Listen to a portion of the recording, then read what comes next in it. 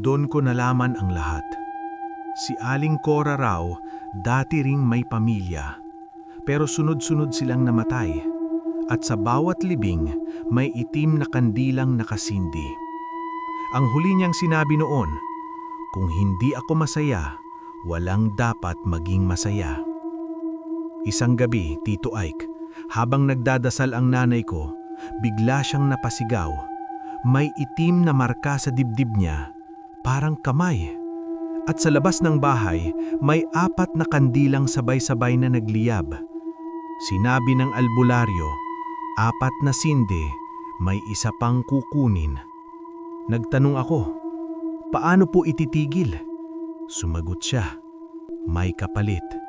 Ikaw ang lalaban sa pinagmulan. Hating gabi, tahimik ang paligid.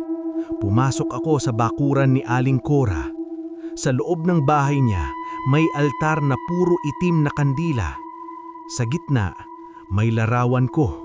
Katabi ang larawan ng tatay ko. At sa sahig, bilog na guhit ng dugo at wax. Bigla siyang nagsalita sa likod ko. Huli ka na, Rudy. Paglingon ko, itim na itim ang mata niya. At sabay-sabay na nagliyab ang kandila. Ramdam kong may hinihila palabas sa dibdib ko. Bago ako mawalan ng malay, narinig ko ang bulong niya. Ikaw ang huli kong kandila. At sa altar, may nakasulat na ngayon, ika-4 na sinde, may alay na. Tito Ike, kung may sandali po sa buhay ko na gusto ko ng sumuko, dito na yon.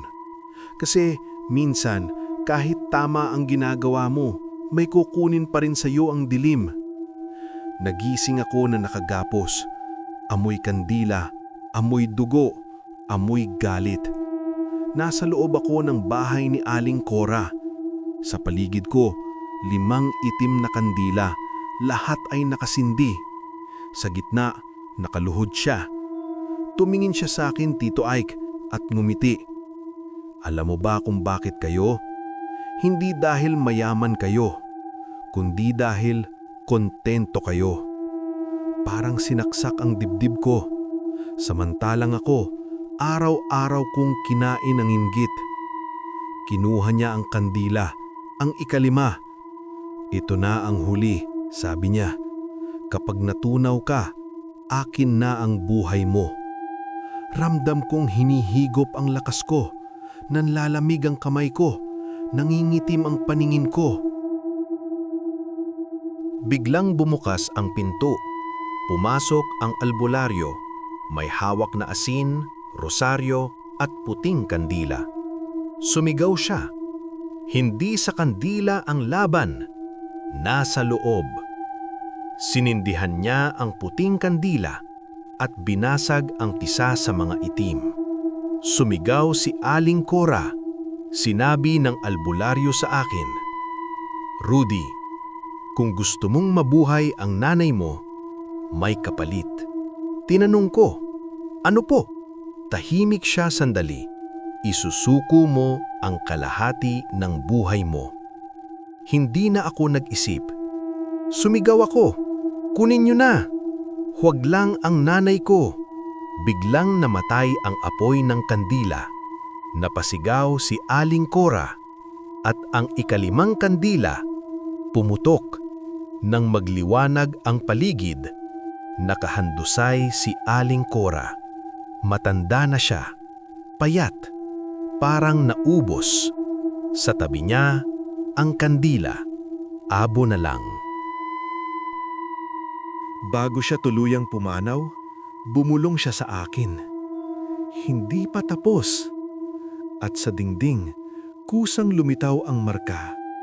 Ika-5 sindi, may kapalit.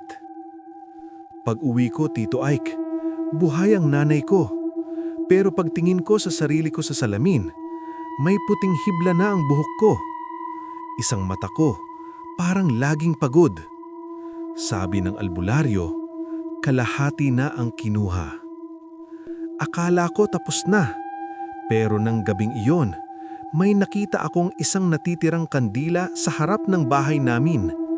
Hindi itim, hindi puti, kulay abo, at may nakasulat, ika-6 na sindi. Tito Ike, kung may hiling lang po ako, iyon ay sana hindi ko na lang nalaman kung paano talaga nagtatapos ang itim na kandila.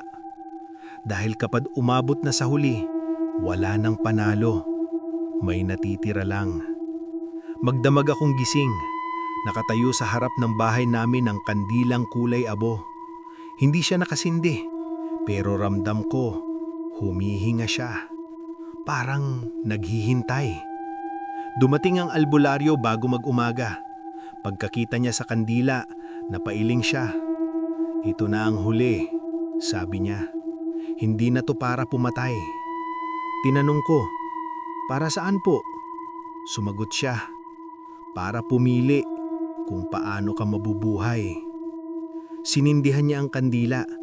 Hindi ito umapoy. Umusok lang. At sa usok, Tito Ike, nakita ko ang lahat. Ang inggit ni Aling Cora, ang pagkamatay ng pamilya niya, ang dasal na naging sumpa, at ang tatay ko, nakangiti. Anak, sapat na. May boses na nagsalita. Ipagpapatuloy mo ba ang galit? Sumagot ako, hindi. Biglang natunaw ang kandila ng walang apoy. Pagsikat ng araw, wala na ang kandila, wala na ang amoy. Tahimik na ang paligid sa unang pagkakataon matapos ang lahat. Buhay ang nanay ko, tahimik na ang bahay. Pero ako, Tito Ike, hindi na bumalik sa dati. Madali akong mapagod, madalas akong bangungutin, may mga gabing alam kong may nawala sa akin.